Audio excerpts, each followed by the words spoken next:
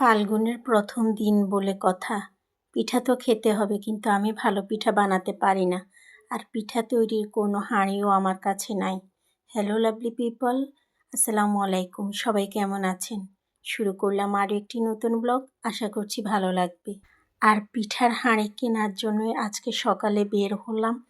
অনেক ঘোরাঘুরি করেছি, অনেক দোকান দেখেছি, কিন্তু ভালো কোনো পিঠার হাঁড়ি খুঁজে পেলাম না। আজকে আমি একা বের হই নাই, আমার সাথে আমানও বের হয়েছিল। আমি তো আসলে কখনোই পিঠার হাঁড়ি ওভাবে কিনি নাই, আমারও অভিজ্ঞতা নাই, আমানেরও অভিজ্ঞতা নেই। তো আমরা বেশ কয়েকটা দোকান ঘোরাঘুরি করেছি, কিন্তু কোনো পিঠার হাঁড়ি আমাদের আসলে পছন্দ হচ্ছিল না। আমি যেরকম পিঠার হাঁড়ি চাচ্ছিলাম, আসলে সেরকম শেপের কোনো পিঠার হাঁড়ি আমি পাচ্ছিলাম না।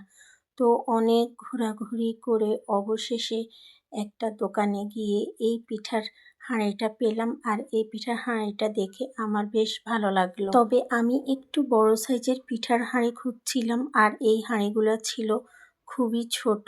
আমার কাছে মনে হচ্ছিল একটু বড় হলে একসাথে অনেকগুলো পিঠা তৈরি করা যেত। এবার পিঠার হাঁড়ি পেয়েছি, কিন্তু সাইজ হচ্ছিল না। তো এই ছোট সাইজের হাঁড়িটাই পরে নিয়ে ফেললাম। আমি পিঠার জন্য যেই হাঁড়িটা কিনেছি এটা ছিল সিমেন্টের, আর মাটিরও কিন্তু দেখেছিলাম। তারপরে মাটির আর কিনি নাই, চিন্তা করলাম এটা রিস্ক হয়ে যাবে যদি ফেটে যায়। তো আমি সিমেন্টের হাঁড়িটাই কিনে নিলাম।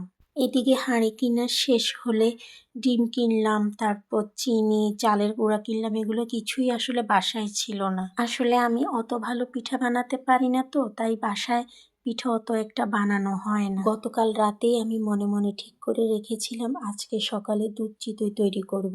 অনেক বছর হয়েছে দুধ চিতই খাওয়া হয় না, আর আমার ছেলেমেয়েরাও কখনো দুধ চিতই খায় না। আমি এই প্রথম দুধ চিতই তৈরি করছি, আগে কখনো দুধ চিতই তৈরি করা হয় নাই। তো কিভাবে বানাবো, কি করব, আসলে কিছুই জানতাম না। যেটা তাৎক্ষণিক মনে এসেছে ঠিক সেভাবেই বানিয়েছি। তো প্রথমে একটা হাঁড়িতে কিছু পরিমাণ চালের গুঁড়ো নিয়ে নিলাম, আর চালের গুঁড়োর মধ্যে একটু করে চিনি আর লবণ দিয়েছি। পিঠা তৈরির সময় চিনি বা লবণ না দিলেও চলবে, কারণ দুধের মধ্যে তো চিনি লবণ দেওয়া হবে। তো আমি এখানে চিনি লবণ দিয়ে ফেলেছি। তো সমস্যা নাই, চিনি লবণ দিলেও কোনো অসুবিধা নাই, দুধের মধ্যে চিনির পরিমাণ একটু কমিয়ে দিলেই হবে। তো এই পিঠা বানাতে আমি এখানে একটা ডিম ইউজ করেছি। ডিম দিয়ে ফেলার পরে আমার মনে হয়েছিল ডিম না দিলেও হয়তো চলতো, কারণ আমি তো এই চিতই পিঠাগুলো দুধে দিব। এই পিঠাটা তৈরি করতে আমি এখানে কুসুম গরম পানি ব্যবহার করেছি। তারপর সব কিছু একসাথে ব্লিটার মেশিন দিয়ে ব্লিট করেছি।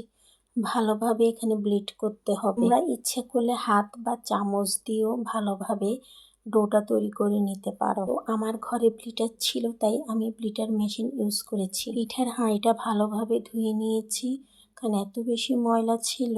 পিঠার হাঁড়িতে ভালোভাবে গরম পানি দিয়ে ধুয়েছি। এরপর একটা টিস্যু দিয়ে ভালোভাবে সরিষার তেল সবগুলো খাঁচার মধ্যে ব্রাশ করে নিয়েছি। আমার কাছে আসলে ব্রাশ ছিল, কিন্তু এখন আর খুঁজে পাচ্ছিলাম না, তাও টিস্যু দিয়ে তেল ব্রাশ করে নিলাম। আমার কাছে যেটা মনে হয়েছিল যে যেহেতু নতুন হাঁড়িটাই ইউজ করছি, তো এটার মধ্যে একটু তেল ব্রাশ করে নিলে পিঠাগুলো খুব সুন্দরভাবে এপাশ থেকে ওপাশ উল্টানো যাবে। এক পাশে পিঠা বসিয়ে দিয়েছি, আর অন্য পাশে দুধ চড়িয়ে দিয়েছি। এখানে 1.5 কেজি দুধ আমি ইউজ করেছি। দুধ যদি আরও থাকতো তাহলে আরও দিতাম, আসলে দুধ অতটা ছিল না, 3 প্যাকেটই ছিল। তো 3 প্যাকেট দুধই আমি দিয়ে ফেলেছি।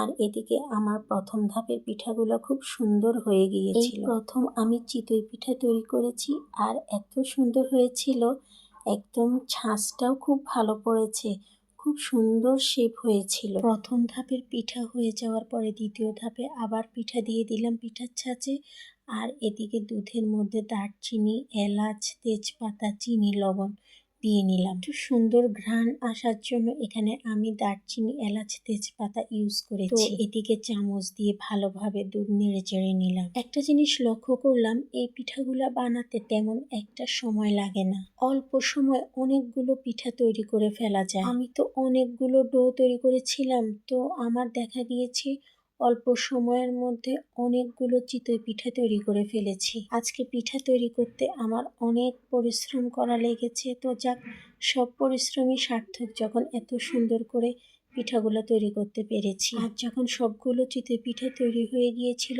আমি দুধের মধ্যে দিয়ে ভালোভাবে নেড়ে চেড়ে দিলাম। আসলে মন থেকে চেষ্টা করলে সব কাজে আল্লাহ সফল করে। এই যে আমি এই পিঠাটা তো কখনোই তৈরি করি নাই, আর পিঠা বানাতেও পারতাম না। তো আমি নিজের মনের ধারণা থেকেই আসলে আজকে এই দুধ চিতইটা তৈরি করেছি। আমার বাচ্চারাও দেখে অনেক বেশি খুশি হয়েছে, আর দেখতেও খুব সুন্দর লাগছিল। আসলে পারি না, পারবো না বলে কোনো কথা নাই। যে কোনো কাজই সবাই চেষ্টা করলে পারবে, আর এটা তো সিম্পল একটা পিঠা তৈরি করা। তো আমার কাছে আসলে বেশি ভালো লাগছে, কারণ আমি এই প্রথম এমন দুধ চিতই তৈরি করেছি। তো আজকের ভিডিওটি এই পর্যন্ত। সবাই ভালো থাকবা। আল্লাহ হাফেজ।